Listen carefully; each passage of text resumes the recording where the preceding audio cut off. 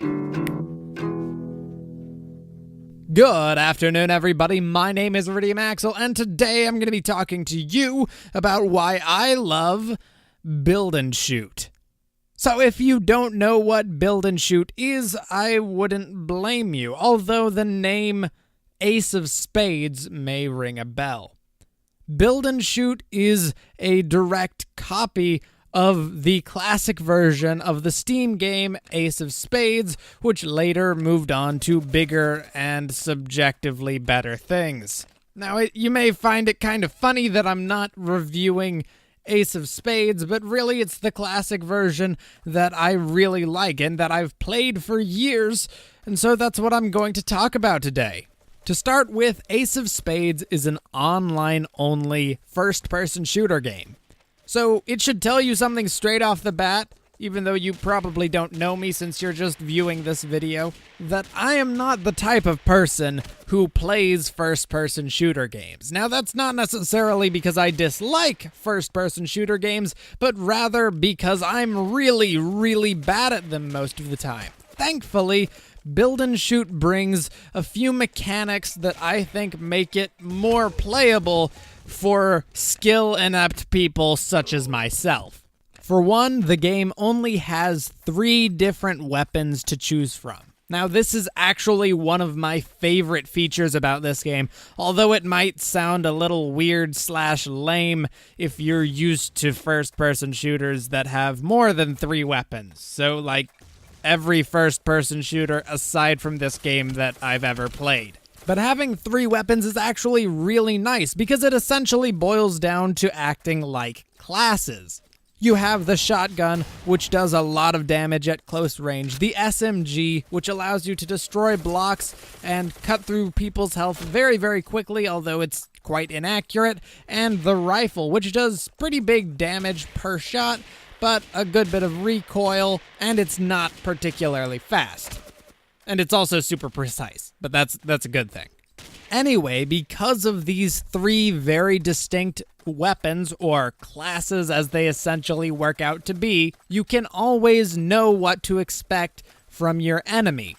There are clear advantages and disadvantages to each weapon as you play the game. My personal favorite is the rifle, but I know of some very, very good people with an SMG, or if you can just get close to someone, killing them with a shotgun is pretty dang easy. So while in most cases it may seem like having only 3 weapons would limit the game and make it boring, I think it actually improves it overall because it adds to the simplicity and easy to pick up nature of the game. Ugh, the game. I keep on saying that. Build and Shoot. Build and Shoot is what it adds to. Build and Shoot. So I haven't mentioned this yet, but I'm sure you've seen it on screen. Build and Shoot is a voxel-based game, and that's another thing that I really like about it. And I'm sure you could have guessed that from the countless amounts of Minecraft content that exists on this YouTube channel right now. I really dig the cubes. And in the case of Build and Shoot, it's actually really good because it sort of facilitates half of the name. Build and Shoot. So when you start up the game and you join a server, you're given 3 grenades, your weapon, a shovel, and a bunch of blocks with which to build. And being able to build is sort of what gives you the creative freedom and strategy in this game that pushes it past what a normal first-person shooter is in my mind.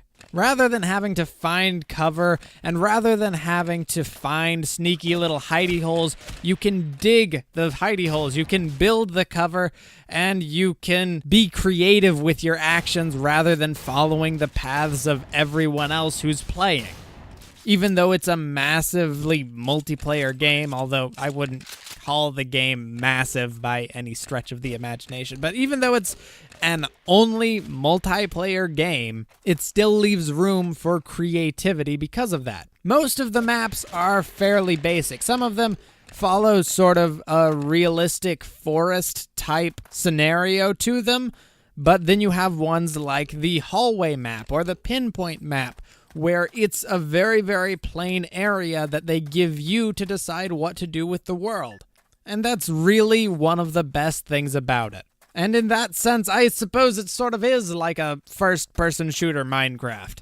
It allows you to express your creative side while still wanting to go and shoot people in the face with digital shotguns and then take the intel to wherever.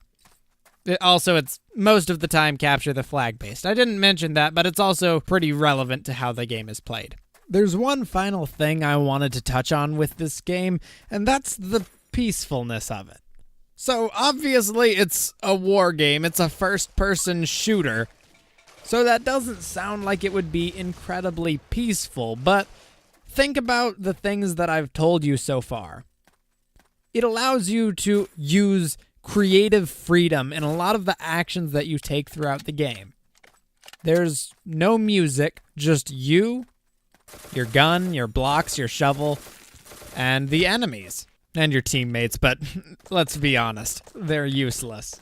Jokes aside, the point is, Build and Shoot is probably one of the most creatively inspired first-person shooter games that I have ever seen, or I'm gonna say will ever see, but really who knows, because it's not hard to make something much more complex than this.